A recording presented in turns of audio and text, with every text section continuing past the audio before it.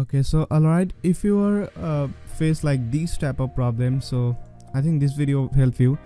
That means when you delete this theme, click on this delete button, that time showing like this error, deletion failed, the request theme does not exist, like this type of problem. So this problem, how we can solve this? So you need to go to your cPanel and go to file manager. When you go to your file manager, you need to find out your domain. I recently import this like here.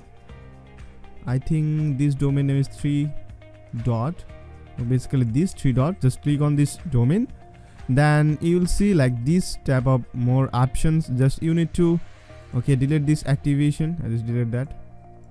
Okay, so you need to click on this WP content button. Okay, when you click on there, then you will see a page like this, and you need to select on this theme button, and here select this theme like this theme. Just select here and click on delete button, skip this and confirm.